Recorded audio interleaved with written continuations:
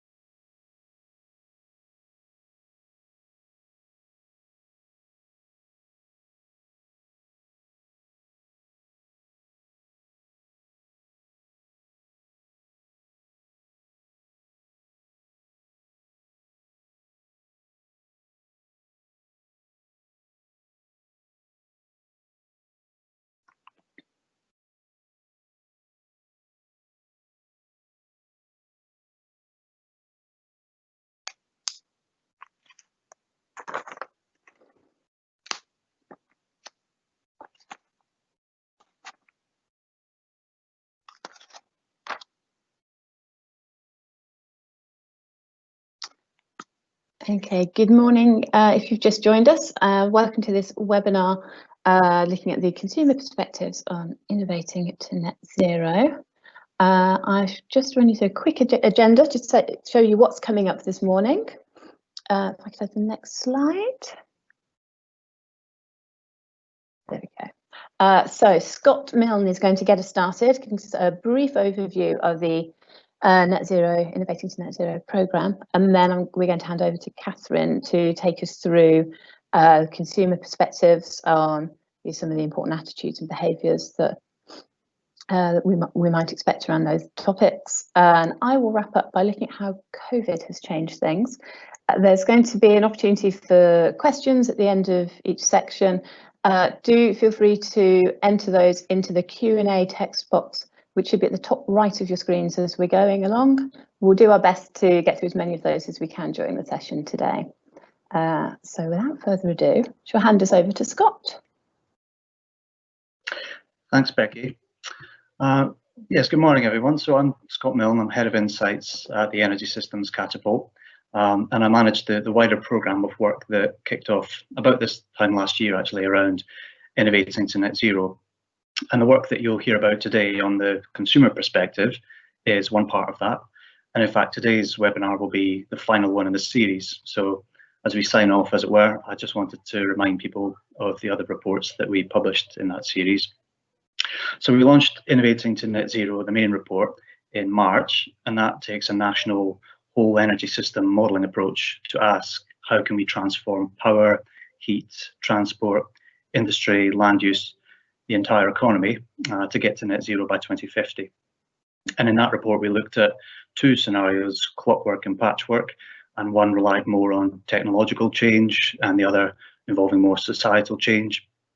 And then we commissioned a series of supporting analyses looking at public understanding of net zero, which you'll be hearing about today, some of the market, policy and regulatory implications, and the role of digitalisation and data for net zero, along with a range of engineering deep dives focused on the particular technology families and the role that they might play.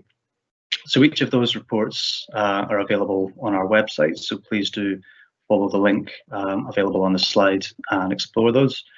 And with that, I'll hand over to Catherine Chambers, who will lead you through the consumer perspective on net zero. Thank you. Good morning. As Scott has just introduced, I'm Catherine. I work in the Consumer Insights Department here at the Energy Systems Catapult, and I'm going to talk you through some of the survey results that we found when we spoke to some consumers. So, to start us off, as Scott has introed beautifully, we can reach net zero by 2050, provided the UK supports innovation and scales up in key areas. But it's going to require people to take part. They're going to need to take up decarbonised technologies and make lifestyle changes. In effect, they've got the veto on net zero. So what do people want? Do they want to go there? And if so, what's stopping them? In January this year, we surveyed 2,000 consumers and ran a series of focus groups in Birmingham to find out what people really think. And most people think something should be done. In fact, 74% of the people we surveyed think that climate change is a global emergency. 84% believe that the government has the responsibility to take some action on climate change. And 77% think that we as individuals also have responsibility. They want to take their part. Interestingly, when you cut the data, you do find that the younger people and more highly educated people have a stronger view on these statements. So we know that people want to do something. They know that something needs to be done. But do they know what's causing the problem? 72% of them accurately know that putting CO2 and other gases into the atmosphere is contributing to climate change. But what about the other things? So emissions from transport, 77%, and air travel, 2/3. So the key things, the things that people can see, they can see are contributing to climate change. But what about the other things that we know are really important to making change? Emissions from gas central heating, turning on your gas boiler, and agricultural processes that create the food that we eat. These are the unseen contributors. Over half of people do not link these processes to climate change. So they're happy to do something. We've seen the statistics. People want to do something. But what do they think the right thing to do is? We know that 86% of our 2,000 respondents recycle. In fact, some of them are recycling everything they possibly can, and they take this really seriously. 71% are making an active process not to buy less single-use plastic. They're trying to do their bit. So we asked them about travel, eating and heating, things that we are expecting people to make changes on, the things that we need in order to reach net zero. So firstly, travel.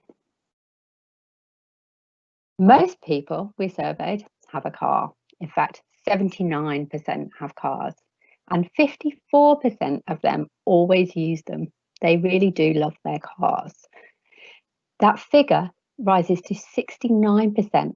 Almost always use their car when they live in a rural area. Interestingly, in the focus groups we did in central Birmingham, we recruited people that lived near to the Birmingham venue, and yet quite a proportion of them still drove into central Birmingham at 6 o'clock at night in rush hour, leaving great time in case they got stuck in traffic, knowing that it would be a nightmare to park, rather than getting a bus or a train journey into the city. We also know that people who live in London have a different attitude to using public transport because their public transport systems are set up in a better, more usable way. So, why aren't they using public transport? What makes you sit in a crowded road in your car rather than getting the train? Well, cost was listed as one of the biggest concerns for using public transport, but people, specifically those ones that live in rural areas away from like a standard train route into cities, were saying that the trains just don't go where they want to go. They're unreliable. And that's why they go back to the love of their car, the ability to travel in independence at any time to anywhere, any destination that they want to. So in order to move forward with these things, we need to make changes. The good news is people are willing to walk or cycle for short distances, but the reluctance to use public transport, especially for longer trips, is still evident in our data. So we need to address these barriers, and we need to make public transport work for everyone if we want this to be part of our net zero solution. The good news is, in our focus groups, we found that people are very open to the option of having electric vehicles. But in our quant survey, we saw that only 3% currently have hybrids and only 2% had battery electric vehicles. A focus group comment that stood out for me was, I'll switch to an electric vehicle when I have to, but it has to be a sensible option. People will not wait for an unlimited amount of time for their vehicle to recharge. So there needs to be a plan, especially for homes that don't have off-street parking. They need to be confident that they can recharge in what they call a, and I quote, a sensible time frame.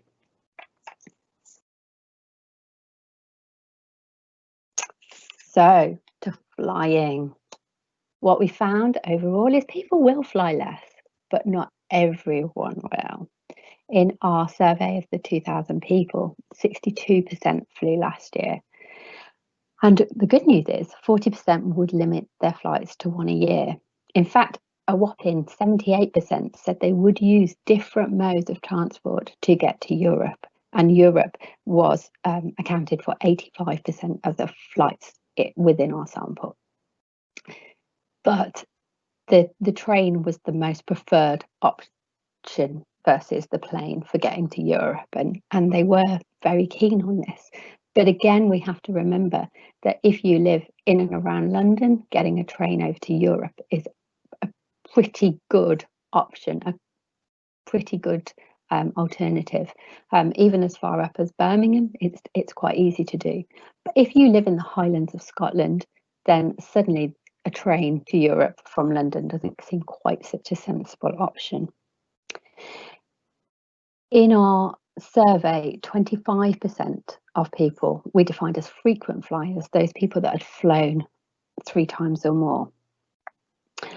So we did have a portion that were travelling quite a lot.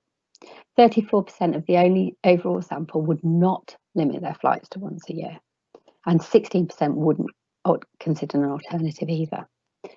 What was interesting about the frequent flyers were they were the most reluctant to give up flying. They were the least likely to reduce their flights. And flying is a very emotional subject, I discovered in the focus groups. Even those that aren't flying very often see a foreign holiday as a very inspirational thing to do. It's what they aspire to. That's what they work all year to do, as one member of the focus group said.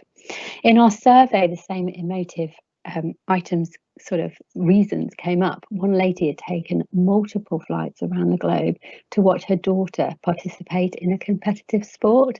It would be hard to vilify her for following her daughter's dreams with her. So all these things add up to, yes, as the title suggests, some people will fly less, but not everyone.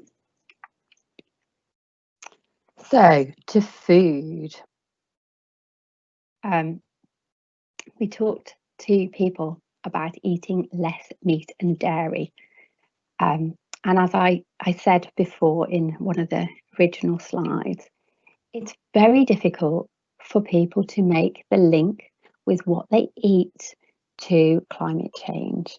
They see it as completely unrelated in many cases. And many of them are very struggle with any sort of reducing their diet in terms of meat. In fact, 2/3 were very reluctant to reduce the red meat that they eat, and 3/4 were reluctant to change their dairy intake. In the focus groups, I heard a lot about how milk is healthy and why would you want to cut out that out of your diet, especially if you have young children. So there's a lot of emotive things around food. It's about health, it's about doing what you think is the right thing, but also it's very enjoyable. So people are unlikely to think about making these changes for the good of the planet. However, diet is always changing. In fact, 62% of our survey have changed their diet in the last 5 years. So let's just take a look at my family. This was my diet as a child in about 1985. Not every day, I hasten to add, but this was a little lunchtime treat. Some lovely alphabetti spaghetti. It's featured there on brown toast, but let's face it, it probably would have been white, followed by a nice slice of Arctic roll. As a mother of 2, this is my child's diet. An array of grains and fruit bars. You can't ask for the wrong thing, from bulgur wheat through to couscous. I know as a parent that for my child to be healthy, I need to feed them a healthy diet. I don't think they find it quite as exciting as those things on the left, but I know I'm doing the right thing for them. And I'm not alone. Whilst I might be known as mean mummy, I'm doing the best for their health. And the people in our focus group felt the same. They repeated back to us many of the slogans that you hear around health. 5 a day, an apple a day keeps the doctor away, you are what you eat. But the final quote came for a man in the focus group who'd had some health issues. He said, "It's not about saving the planet, it's about my health." He'd made significantly changes from being, as he described himself, a 7-day-a-week meat eater to eating an array of non-meat meals, fish meals, and generally just healthier things to keep him healthy and stave off the health issues he'd suffered.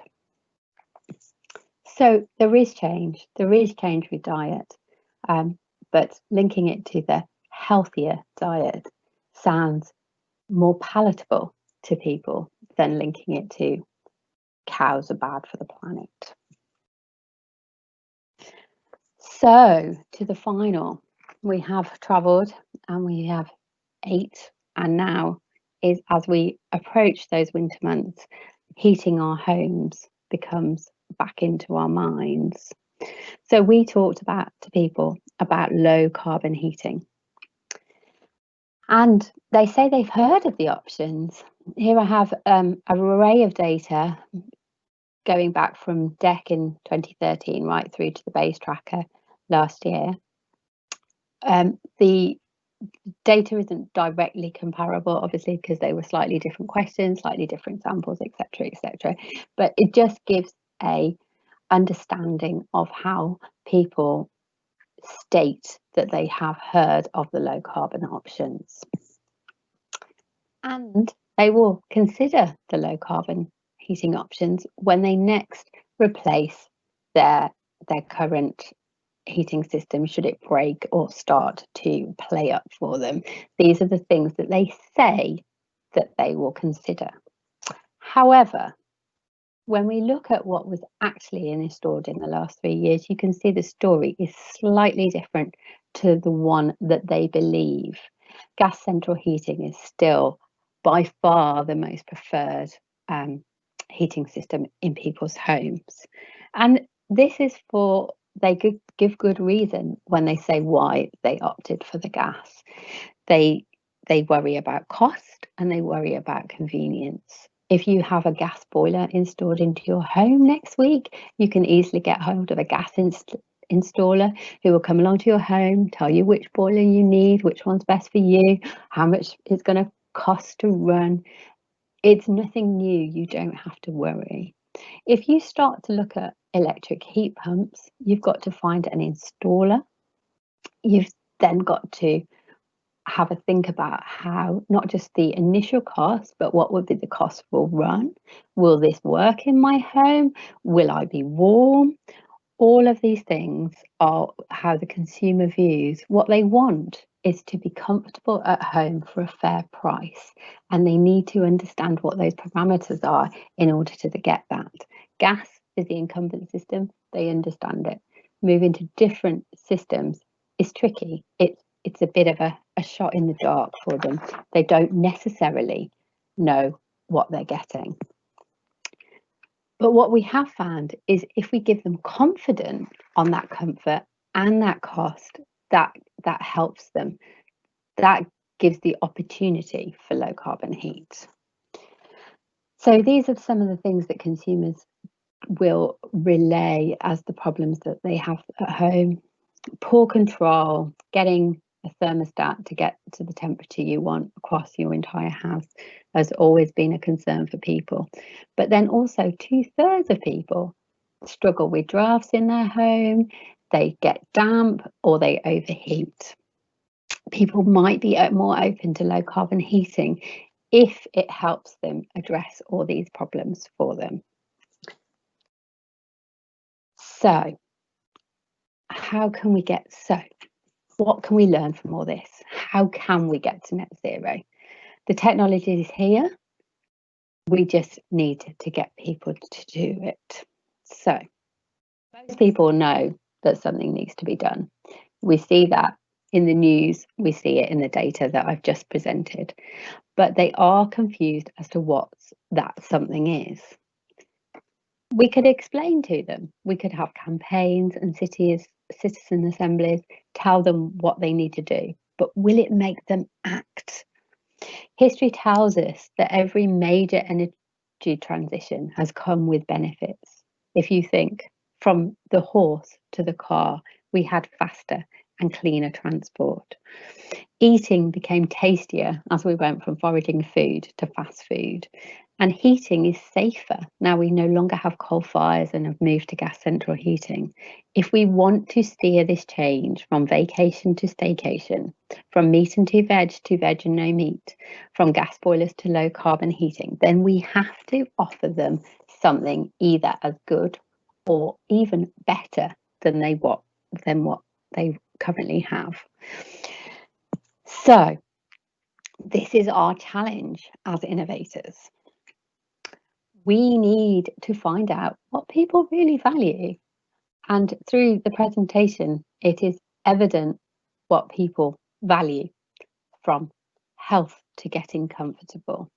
But we also need to make sure that everyone can afford enough of these things that we are offering up. But overall, we need to create a future, potentially with the people that they will prefer. So we need to test and we need to learn in the real world. So let's do it. Let's just find out what consumers really think. Let them test drive an EV.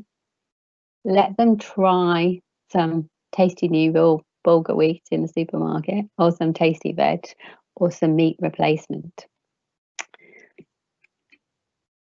Let them try a new heating system in their home. The Living Lab could help with that. Rather than telling people how to live, we should find out what they love and use our ingenuity to give them just that, without the carbon.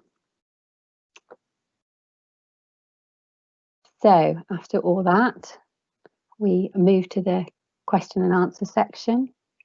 Becky, do you have any questions for me? Hi there. Yes, Catherine, we've got lots of questions been coming in for you. We'll try and get through as many as we can. I think we've got a good 10 minutes. So to start with, let's see, where should we go? We've got a few questions on the transport section.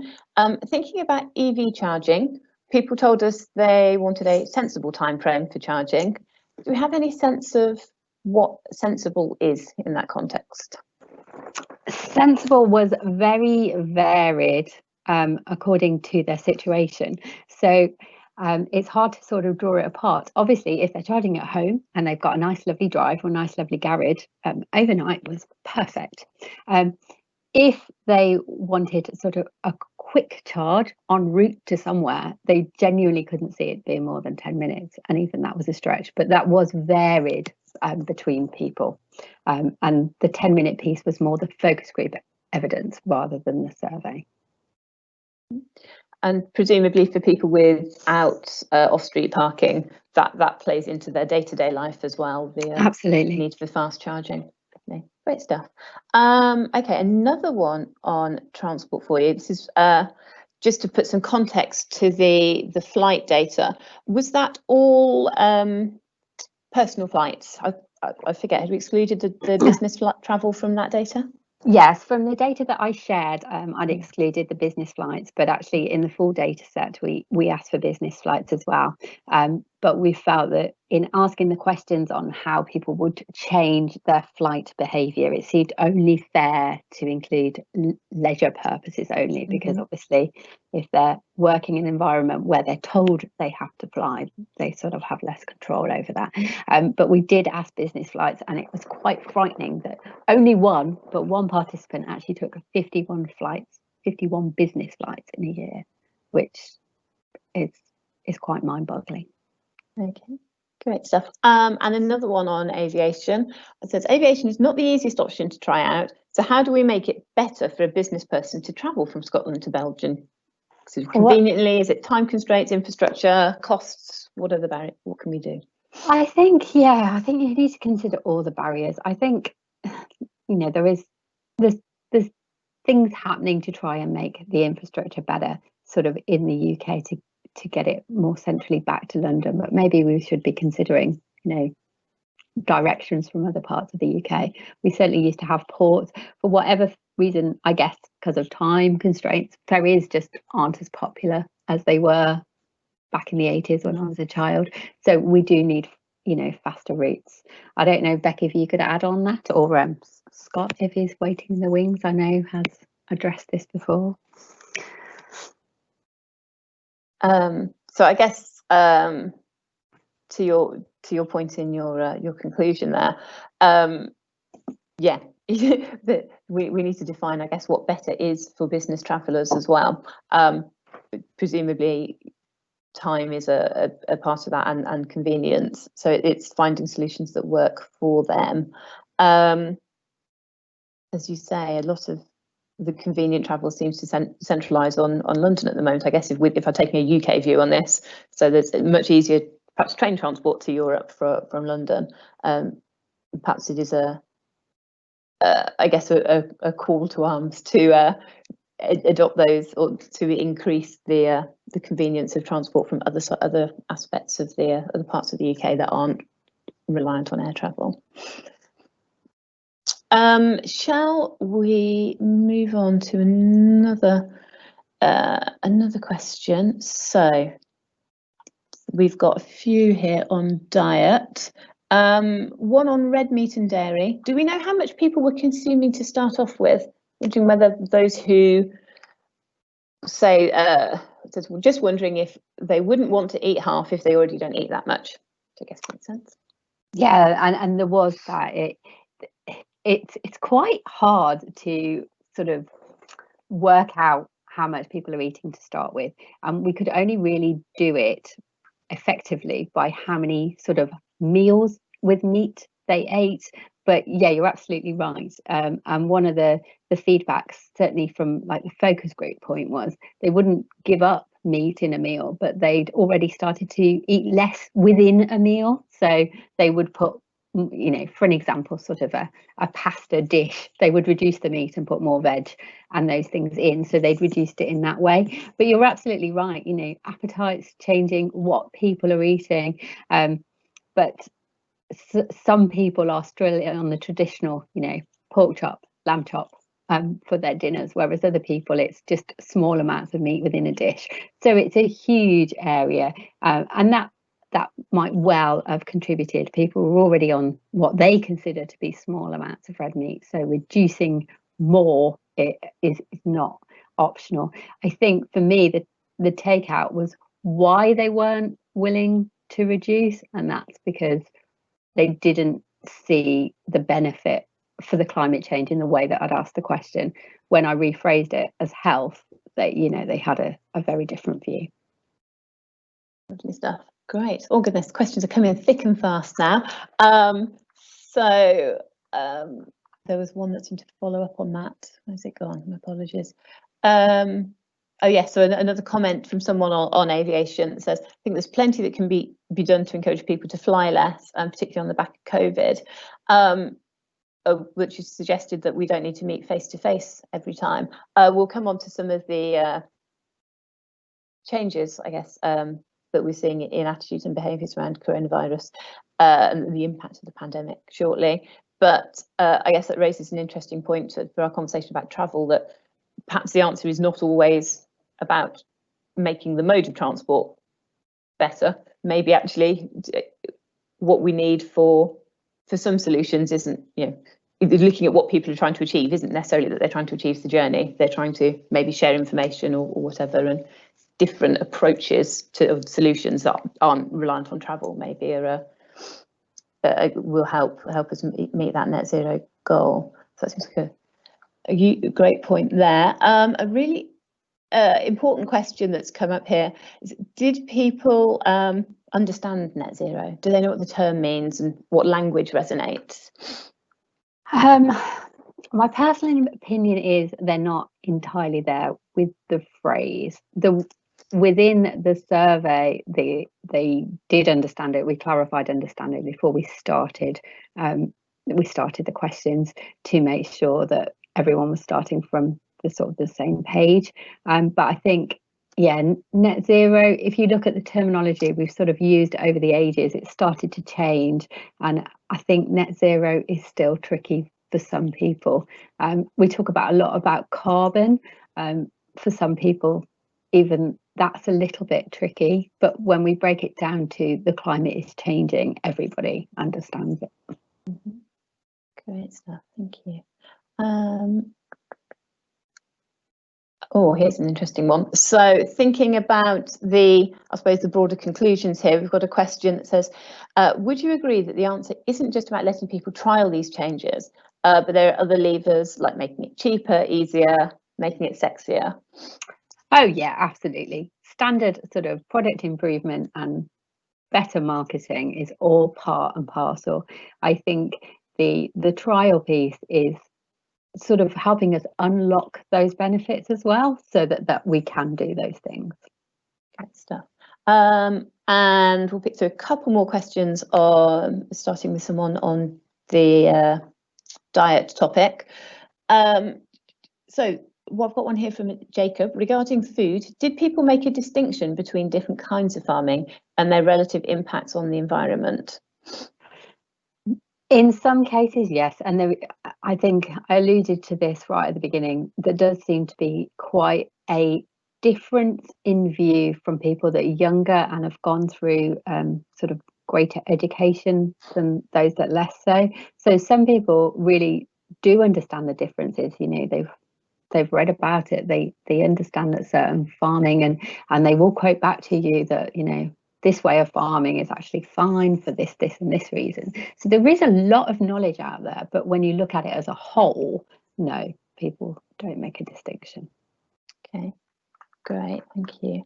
And another one on diet, was the link between red meat and dairy and uptake of climate change explained to people? Did that change their minds?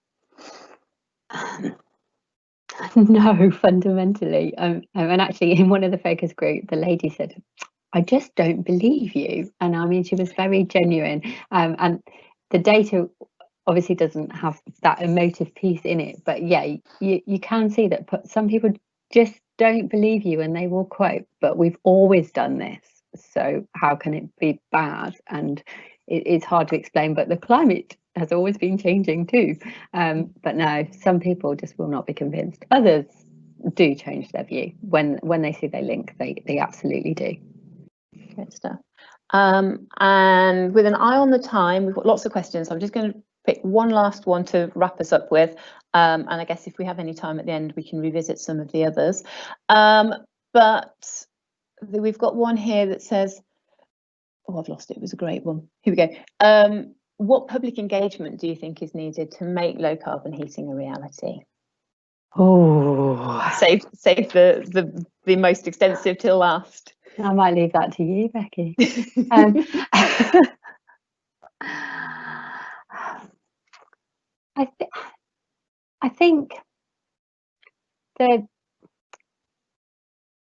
I think the reason I keep coming back to the trial piece is because I think the most concern about moving to low carbon heat is because it is so different. And I don't quite remember the change to gas central heating, but people are quite excited about it. You know, once you get your first view in homes and people say, oh, look at my new fancy radiators, that's almost more empowering than the good of the climate. I feel like it needs to start in some homes so that you can almost increase the momentum. And to my piece in the slides, you know, to almost make the benefit of the system itself first being comfortable for for an affordable cost almost, and look what we're doing as well. We are saving the planet almost with this, but I just feel like it needs to be with people before we can get to public engagement. We need the proof. Becky, sorry, that was a bit of a long-winded emotive rather than data-based answer. Well, it's an emotive topic, right? We don't make entirely rational decisions about our homes, otherwise everyone would live in perfectly efficient homes with the right low carbon heating system for them already. That's part of the challenge, right? Is getting these to solutions that people want, people enjoy, and understanding what they need gets us there. But doing that in a way that fits with them and their homes and how they want to live at home. It's Absolutely. A very emotional topic. Lovely. The questions are still coming in thick and fast. We've only got slightly more than 20 minutes left, so I suggest we leave it there for now. And I'll start looking at some of the differences we've seen in a post-COVID world, or during COVID, I should say. And yeah, anything we can't reply to today, we'll perhaps respond to in text as we share the recording of this event. So thank you very much, Catherine. Thank you. Right, so just to remind ourselves, the learnings Catherine's just shared with us were from a survey that was conducted at the beginning of this year. Now, in normal times, we'd expect to be able to revisit those learnings and build on them and use them, I guess, for quite a long time after we've conducted a piece of work, being confident that there've been no major changes to people's behaviours or their lifestyles. Obviously, 2020 had something slightly different in store for us. So early on into the lockdown in the UK, we opted to check in with our Home Truths panel and see what, if anything, had changed for them. Now, our Home Truths panel includes thousands of UK residents. It's a real mix of demographics, of tenures, and of course, because of that, different experiences of the lockdown. So on the next slide, you can see that perhaps not a great surprise, I imagine, for many people. We found that a lot more people are at home in the day than they were pre-COVID. In fact, we found of the people we surveyed, 43% who were working from home where they hadn't before. And that was a mix of 14% who'd been furloughed from work and 29% who had changed to working from home where they'd previously worked outside of the home. Actually, when we bundle up all of those people who were not working, retired, working from home, furloughed, together, we got around 85% of people who were likely to be at home in the day. So obviously much higher numbers than you would expect before the pandemic. On the next slide, you can see that we've had some considerable changes in how we use transport as well. So this slide shows some data from the Department for Transport. It's looking at the average number of journeys taken by different modes of transport weekly from the beginning of March to the end of July of this year. And those journey numbers are indexed against pre-COVID sort of norms, I guess. For each mode of transport, it's a slightly different comparison, but in all cases, 100% on this chart shows you that the number of journeys by a particular mode of transport is about the same as it was at the pre-COVID comparison. 80% would be the number of journeys is 80% of what it was pre-COVID, and so on. And I think many of us will probably recognise this as something we experienced. But as we look to the end of March, so quite early on into this graph, we see a really rapid decline in journeys of all kinds. And in fact, car journeys were down to about a third of sort of pre-COVID times. And for tube and rail, that was down to 5%. So very low use of public transport there. Now, car journeys, which is that pink line at the top, you can see sort of slowly and steadily increasing again, kind of right through the pandemic, really. And at the end of July here, we got to about 90% or nearly 90% of those sort of pre-COVID journeys. So we're pretty quickly somewhere back to normal on car travel.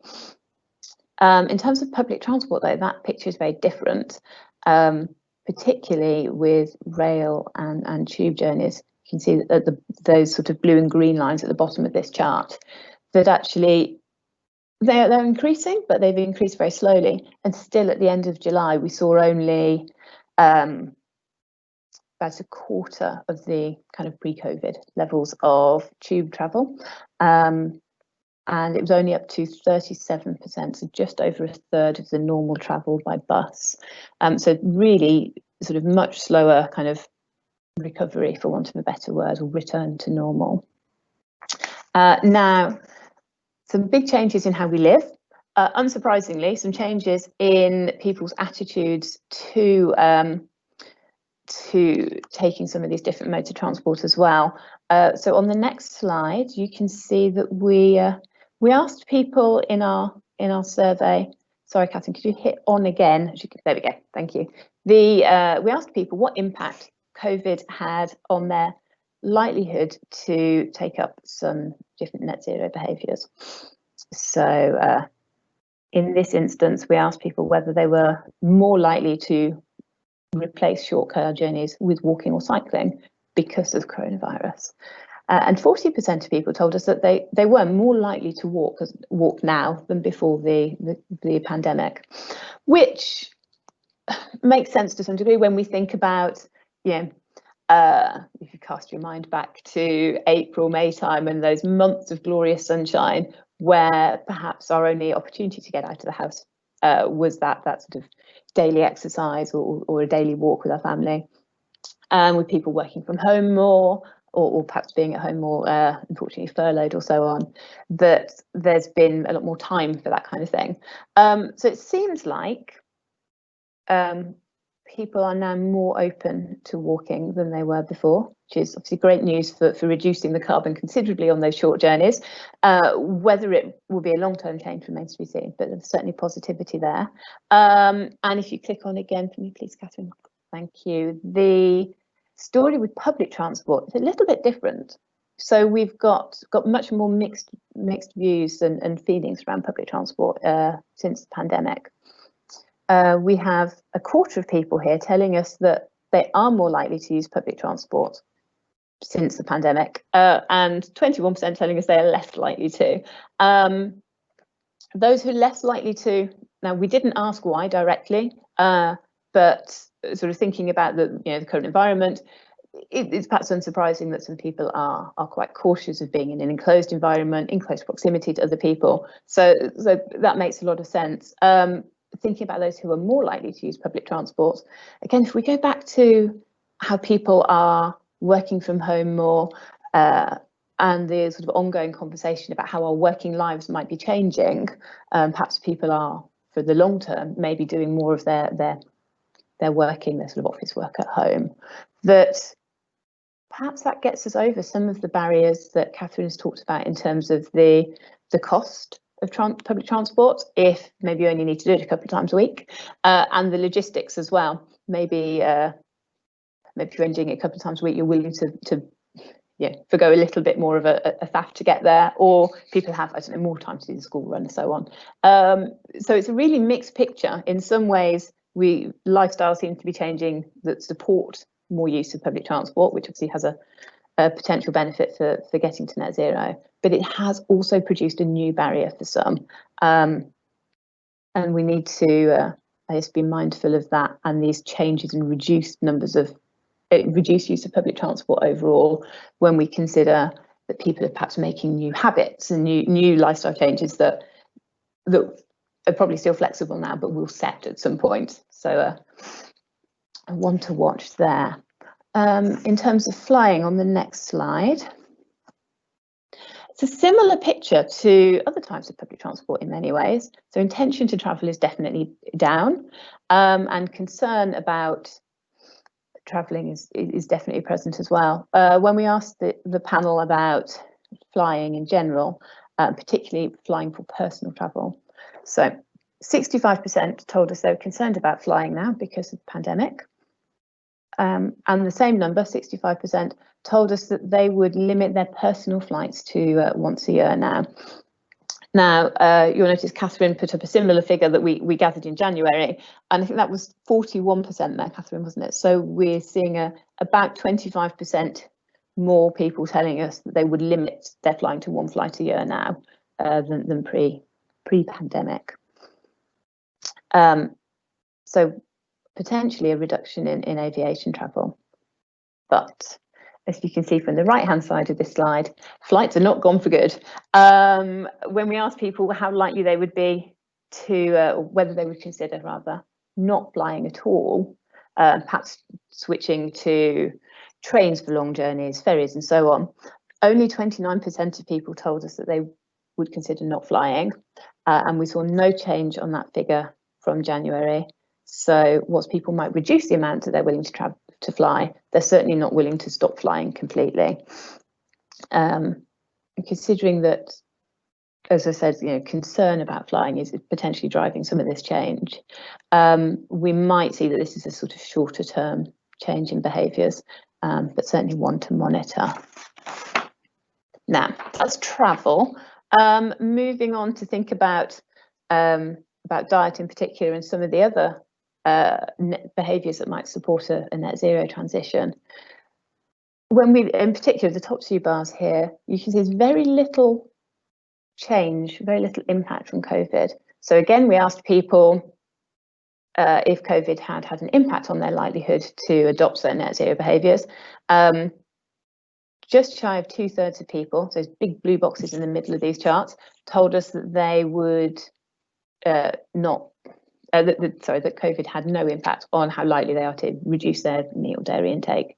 So for a quarter of people, it has made a change, but for the vast majority, really no change in how they're going to eat in the future. So likely no impact or very little impact on what that does for our kind of net zero ambitions. The bottom bar of this chart looks at likelihood to adopt some energy saving behaviours at home, and we specifically called out quite small measures like switching off lights. So yeah, this was not about likelihood to do something massive, major retrofits or so on. There's some movement there. You can see on the right of that bottom bar, 1/3 of people telling us that they're now more likely to adopt some of those energy saving measures at home, perhaps driven by how many people are at home, so much more than before. But still, over half of people telling us that there'll be no change in those sort of small measures that might help with energy efficiency. You'll notice I haven't talked about heating. I've intentionally left that off this slide, essentially because it's been a glorious summer. So I'd be surprised if many of our survey respondents had really given their heating much thought or had much call to use it when we were doing these surveys. In terms of the impact that COVID might have had on heating behaviours, I would say for now, just watch this space. I think we will revisit this with the panel as we get into those colder months and see how things have changed when they, whatever changes in their lifestyle are still prevailing and what that means for how they're using their heating. But it's one that we'll keep an eye on. And on my next slide, changing tack slightly. So those previous slides had a kind of, I'll give you an overview of what people were thinking regarding adopting different net zero behaviours. We also looked at government's role in this journey.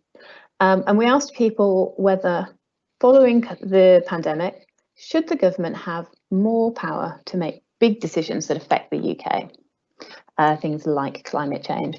And in fact, almost 70%, so 69% of people agreed.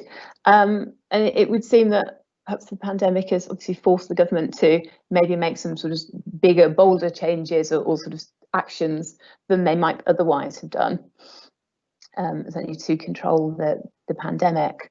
Perhaps that has slightly opened the door for government to take bigger or bolder steps in other areas as well.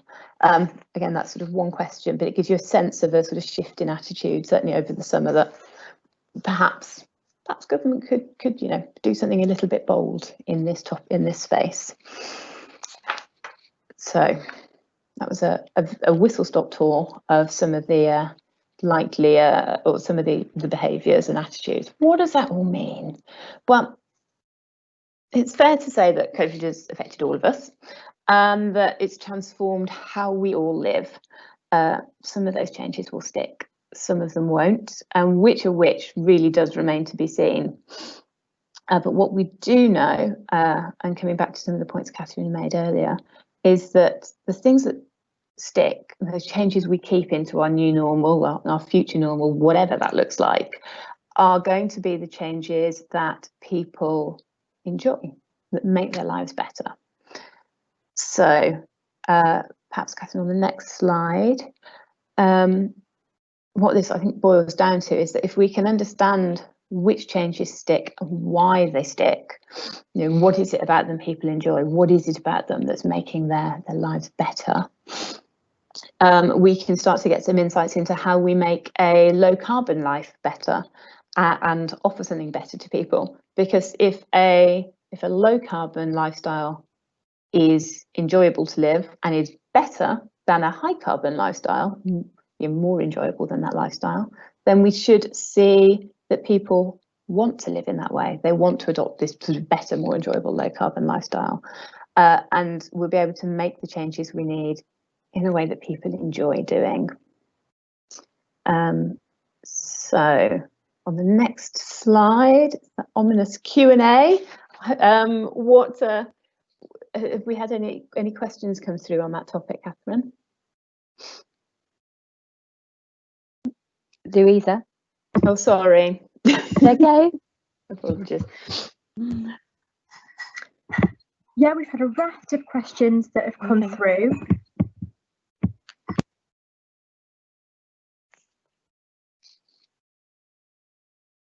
Oops. What is that? We've lost Louisa there. If I could jump in as a fourth moderator temporarily. Yes, please. Thank you.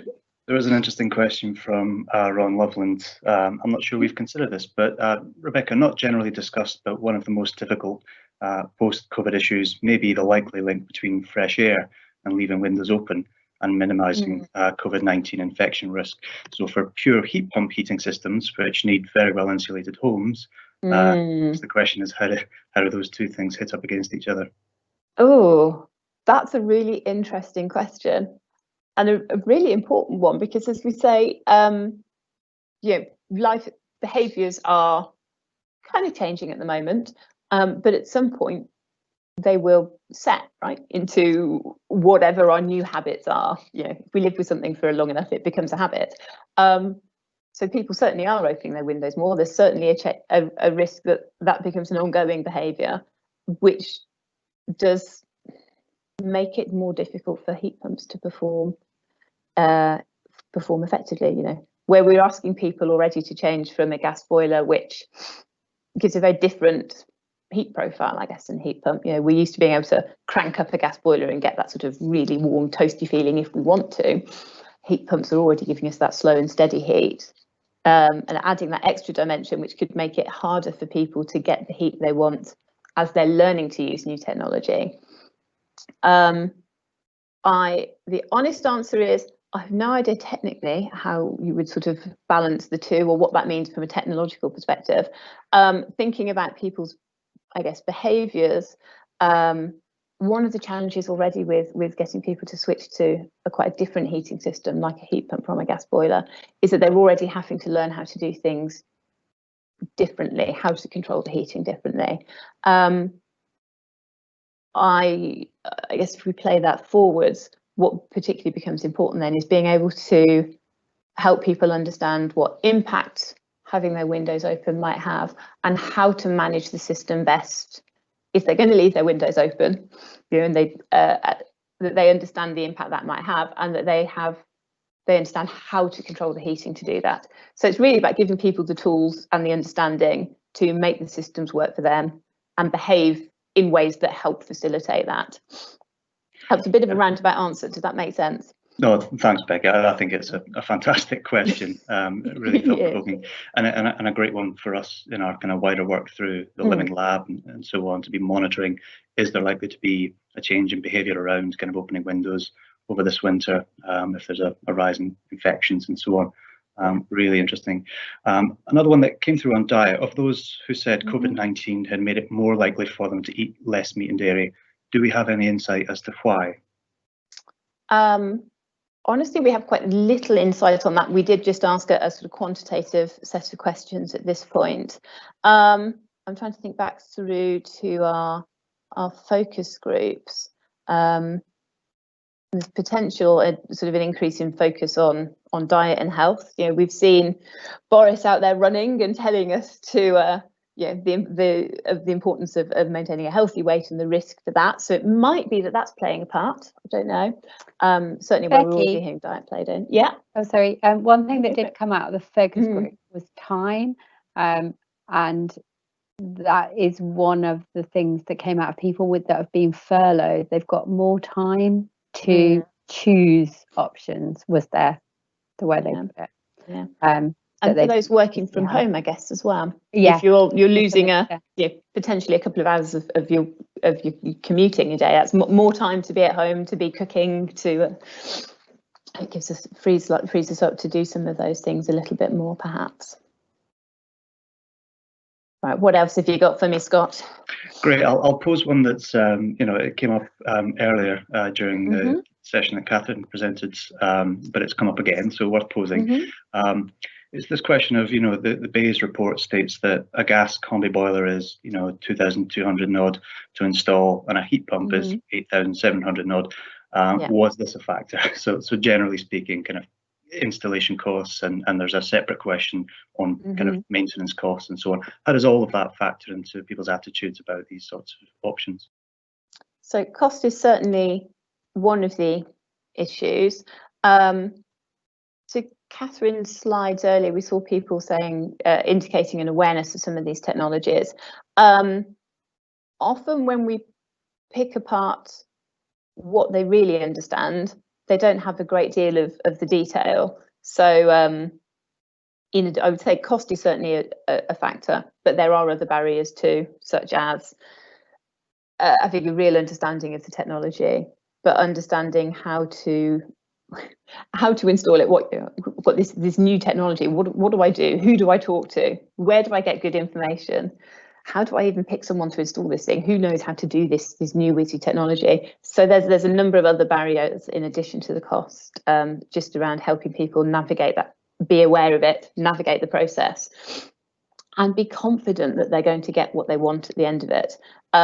We often see when we test new propositions for different services or technologies with people, that their feedback is based on an underlying assumption that it will deliver what they want, what they're used to, what they need.